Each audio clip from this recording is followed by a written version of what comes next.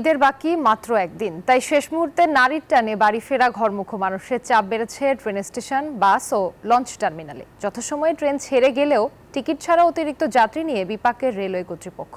এদিকে শিডিউল বিপর্যয়ের অভিযোগ লঞ্চ যাত্রীদের, অন্যদিকে যাত্রীর চাপ বাড়ায় বিপাকে পড়েছে বাস মালিকরাও। তবে সব পথে নিরাপত্তা বাড়ানোর ফলে সন্তুষ্ট যাত্রীরা।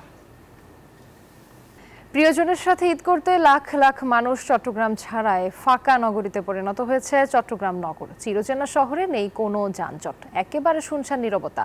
বাসাবাড়িতে মূল্যবান জিনিসপত্র রেখে যারা বাড়ি ফিরেছেন তারা রয়েছেন চিন্তায়। প্রশাসন বলছে চিন্তার কোনো কারণ নেই, পাহারা দিচ্ছেন তারা।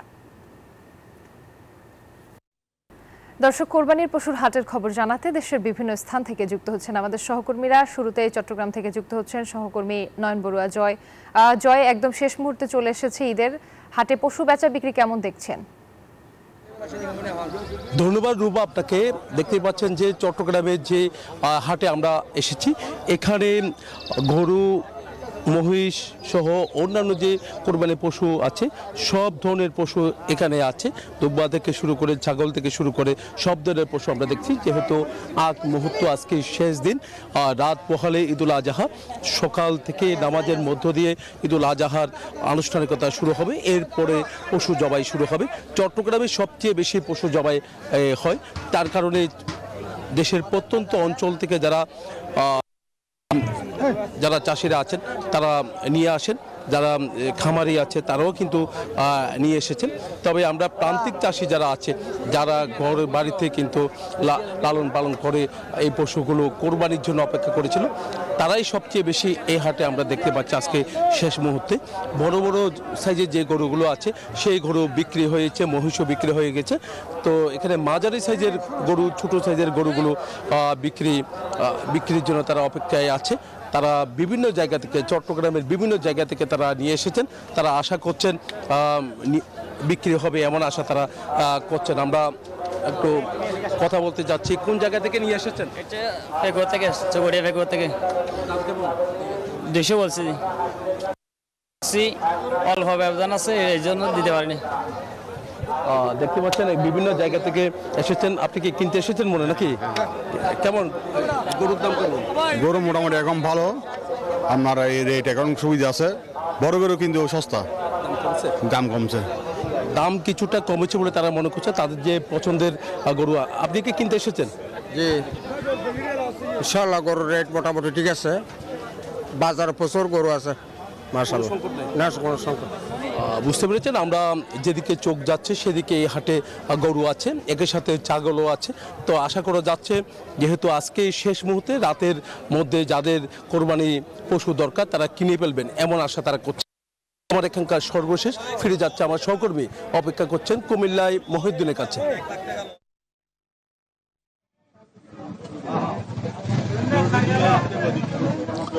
জি, ধন্যবাদ আপনাকে। আপনি যেমনটি বলছিলেন, রাত ফহালেই কিন্তু মুসলমানদের যে মহিমান্বিত ত্যাগের যে ঈদুল আজহা, সেই ঈদুল আজহার তার পছন্দের যে বকরি এবং বিভিন্ন ধরনের পশু কেনার জন্য মানুষ শেষ মুহূর্তে উপসে পড়া ভিড় জমাচ্ছে। আমি যদি একটু আপনাকে দেখাই, আমি এই মুহূর্তে অবস্থান করছি কুমিল্লা নগরীর সবচেয়ে বেশি বড় নেউরা গরু বাজার। এখানে সকাল থেকেই প্রতিদিনই রাত, গভীর রাত পর্যন্ত ক্রেতাদের সবচেয়ে বেশি উপসে পড়া ভিড় থাকে। আর যার মধ্য দিয়ে যার যার যে সামর্থ্য রয়েছে, সে সামর্থ্য অনুযায়ী বড় এবং মাঝারি ধরনের গরু তারা ক্রয় করে থাকেন।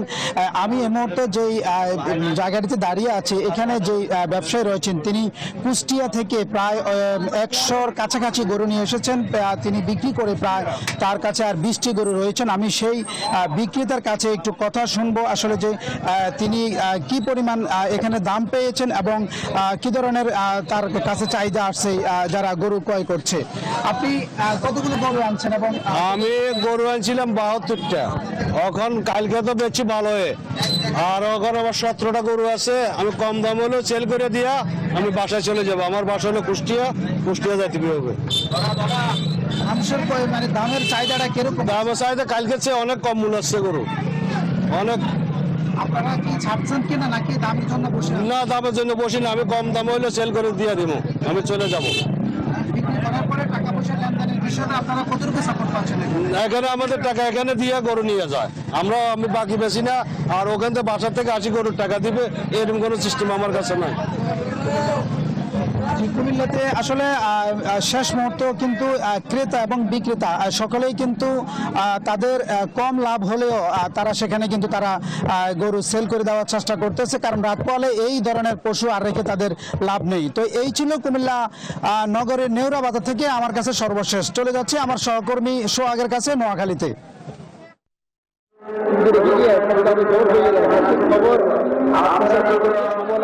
ধন্যবাদ মহিউদ্দিন, আপনি যেমনটা জানিয়েছেন কুমিল্লা থেকে। আমি আছি নোয়াখালী হাউজিং বালুর মাঠে। আমি আপনাকে বলি যে এখানে আজকে শেষ মুহূর্তে এখানে গরুর বাজার বেচা কিনা কিন্তু জমজমাট হয়ে উঠেছে, কিন্তু শেষ মুহূর্তে কিন্তু বিক্রেতারা গরুর দাম একটু বেশি দাম চাচ্ছেন, এই জন্য ক্রেতা বিক্রেতার মধ্যে দর কষাকষি চলতেছে। আসলে অনেকক্ষণ পর্যন্ত আসলে আমি অনেক ক্রেতা এবং বিক্রেতার সাথে কথা বলছি, ক্রেতারা জানিয়েছেন যে দাম অনেক বেশি, আজকে গত দুদিনের তুলনায় দাম বেশি তারা চাচ্ছে, এই জন্য ক্রেতারা বিভিন্ন বাজারে বিভিন্ন গরুগুলা দেখছে। এবং আমি আপনাকে একটু দেখাই যে এখানে বাজারে পর্যাপ্ত পরিমাণ গরু আছে, আসলে গরু আছে, গরুর কোনো সংকট নাই, কিন্তু ক্রেতা আছে, ক্রেতা বিক্রেতা পর্যাপ্ত পরিমাণ ক্রেতা বিক্রেতা আছে, কিন্তু ক্রেতা থাকলেও কিন্তু বাজারের যে গরু ব্যবসায়ীরা তারা কিন্তু এখনো শেষ মুহূর্তে তারা গরুর বাজার তারা ধরে রাখছে, তারা এখনো গরু ছাড়তেছে না, এই জন্য আসলে ক্রেতারা হতাশ, তারা এখনো গরু কিনতে পারছে না, তারা বিভিন্ন গরুর দিকে তারা এদিকে সেদিকে তারা অপেক্ষা করছে, শেষ মুহূর্তে তারা হয়তো আরো দাম কমের অপেক্ষায় তারা অপেক্ষা করতে হচ্ছে। আমি একজন সাথে কথা বলবো যে আপনি তো অনেকক্ষণ পর্যন্ত বাজারে এসেছেন গরু কেনার জন্য, আজকে কি অবস্থা গরু? আজকে আমি বাজারে একজন ক্রেতা হিসেবে এসেছি, গত 2 ঘন্টা আমার বাজেট অনুযায়ী আমি অনেক চেষ্টা করতেছি। আগের তুলনামূলক বাজার হিসেবে আজকে নোয়াখালী ঐতিহ্যবাহী চক বাজার হিসেবে অনেক বাড়তি। আমরা বিক্রেতাদের সাথে অনেক তর্ক বিতর্ক করতেছি, অলরেডি দাম নিয়ে অনেক বাড়তি। হ্যাঁ, আপনি শুনছেন যে এখানে আসলে একজন ক্রেতার সাথে আমি কথা বলছি, তিনি 2 ঘন্টা থেকে আসলে গরু কেনার জন্য এসেছেন। আসলে বিক্রেতারা দাম এখনো ছাড়তেছেন না, গরু অতিরিক্ত দাম তারা চাচ্ছেন। শেষ মুহূর্তে এটি চকের বাজার নোয়াখালী হাউজিং বালুর মাঠ, এই বালুর মাঠে এখানে হাজার হাজার গরু আজকে এসেছে এবং উঠেছে, এবং গরুরও কোনো সংকট নাই, কিন্তু তারপরেও তারা শেষ মুহূর্তে তারা কম দামে কেনার জন্য তারা অপেক্ষায় আছে না, বিক্রেতারাও তারা বেশি দাম বিক্রি করার জন্য গরুগুলো ধরে রাখেছেন। তো এই ছিল আমার কাছে নোয়াখালী হাউজিং বালুর মাঠ গরু বাজার থেকে সর্বশেষ। দেশের বিভিন্ন স্থান থেকে কোরবানির পশুর হাটের খবর জানাচ্ছিলেন আমাদের সহকর্মীরা। পবিত্র ঈদুল আজহা উপলক্ষে চট্টগ্রামে প্রধান ঈদের জামাতের সব প্রস্তুতি শেষ করেছে সিটি কর্পোরেশন। সকাল 7:30টায় জমিয়াতুল ফালাহ মসজিদ প্রাঙ্গণে প্রথম জামাত ও একই স্থানে দ্বিতীয় জামাত হবে সকাল 8:30টায়। মুসল্লিদের নিরাপত্তা নিশ্চিতে তৎপর রয়েছে আইনশৃঙ্খলা বাহিনীর সদস্যরা। আবু জাবেদ ও রতন দাসের ছবিতে চট্টগ্রাম থেকে নয়ন বড়ুয়া জয়ের রিপোর্টে বিস্তারিত। শনিবার পবিত্র ঈদুল আজহা ঈদ জামাতের মধ্য দিয়ে শুরু হবে মূল আনুষ্ঠানিকতা। তাই তো চট্টগ্রামে ঈদ জামাতের সব প্রস্তুতি শেষ করেছে সিটি কর্পোরেশন। সকাল 7:30টায় জমিতুল ফালাহ মসজিদ প্রাঙ্গণে প্রথম জামাত ও একই স্থানে দ্বিতীয় জামাত হবে সকাল 8:30টায়। বৃহস্পতিবার দুপুরে ঈদগাহ ময়দান পরিদর্শন করেন সিটি কর্পোরেশনের মেয়র শাহাদাত হোসেন। ইনশাল্লাহ আমাদের বেশ ভালো প্রস্তুতি আছে। আপনারা দেখছেন আমার প্যান্ডেলের কাজ চলছে, এখানে কার্পেটও করে দেওয়া হবে, আমাদের ফ্যানের ব্যবস্থাও আছে এবং এখানে যে যোগাযোগের যে ব্যবস্থা সেটাও খুব সুন্দর আছে এবং পরিমিত আছে। আমরা মনে করছি যে এবার আমাদের আয়োজন আরও আগের চাইতে বেটার হবে।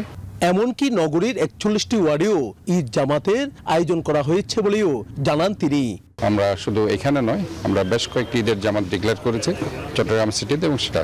অতিরিক্ত উপকমিশনার জানান ঈদগাহ ময়দানে কয়েক স্তরের নিরাপত্তা ব্যবস্থা গ্রহণ করা হয়েছে। রেগুলার যে থানা পুলিশ তার পাশাপাশি এসএফ এবং পিএম থেকে আমাদের আলাদা ডিপ্লয়মেন্ট দেওয়া হয়েছে। এছাড়া সাদা পোশাকে পুলিশ ডিপ্লয় থাকবে। আর ঈদ জামাত কেন্দ্রিক যে বড় বড় জামাতগুলো আছে সেখানে আমাদের পুলিশের মোতায়েন আছে। সতর্ক অবস্থানে রয়েছে আইন শৃঙ্খলা বাহিনীর সদস্যরা, পাশাপাশি গোয়েন্দারাও সজাগ রয়েছেন বলেও জানান তিনি। নয়ন বড়ুয়া জয়, নিউজ 24 চট্টগ্রাম। পর্যটক এক্সপ্রেস ট্রেনের ধাক্কায় ঘটে যাওয়া দুর্ঘটনার তদন্তে 4 সদস্যের একটি কমিটি গঠন করেছে রেলপথ মন্ত্রণালয়। একই সঙ্গে প্রাথমিকভাবে রেল চালক সহ 4 রেলকর্মীকে সাময়িক বরখাস্ত করেছে রেল কর্তৃপক্ষ। কালুরঘাট রেললাইন কিপার বলছেন, কোনো নিয়মনীতি না মেনেই ট্রেন চালাতে গিয়েই এমন দুর্ঘটনা ঘটিয়েছে চালক। কঠোর শাস্তি চান সাধারণ মানুষ। আবু জাবেদের ছবিতে চট্টগ্রাম থেকে নয়ন বড়ুয়া জয়ের রিপোর্ট। গুমের ঘুরে ছিলেন কক্সবাজার পর্যটক এক্সপ্রেস ট্রেনের লোকোমাস্টার বা চালক গোলাম রসুল। তাই চট্টগ্রামের কালুরঘাট সেতুর উপর ঘটে গেল ভয়ঙ্কর কাণ্ড। বৃহস্পতিবার রাত 10:15টার দিকে ট্রেনের ধাক্কায় দুমড়ে মুচড়ে যায় সেতুর উপর সিএনজি চালিত অটোরিকশা, একটি মাইক্রোবাস ও কয়েকটি মোটরসাইকেল।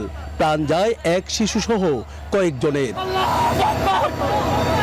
দুর্ঘটনার সময় সেতুর উপর একটি গাড়ি নষ্ট হয়ে যানজটের সৃষ্টি হয়। ঠিক তখনই কক্সবাজার থেকে ছেড়ে আসা চট্টগ্রামমুখী পর্যটক এক্সপ্রেস ট্রেনটি সেতুর দিকে এগিয়ে আসে। নিয়ম অনুযায়ী লাইনম্যানের সংকেত নিয়ে ট্রেনটি সেতুতে উঠার কথা থাকলেও চালক তা না মানার অভিযোগ করেন এই লাইনকিপার। ওখানে ছিল হলো দুজনের চেষ্টা করে, এখন ডেড স্টপ ছিল ওখানে, কারণ ট্রেন ওখানে এসে থামবে, তারপরে তো হলো সিগনেচার করে তারপরে তো ব্রিজে উঠতে পারবে। ক্লিয়ার না দিলে উঠতে পারবে না, সিগনেচার না করলে উঠতে পারবে না। কিন্তু কালকে সিগনেচারও করে নাই আর ওখানে থামাইও নাই, ডাইরেক্ট উঠে গেছে। আর এই ছিল নিউজ 24 চট্টগ্রাম প্রতিদিনের সংবাদে। ধন্যবাদ।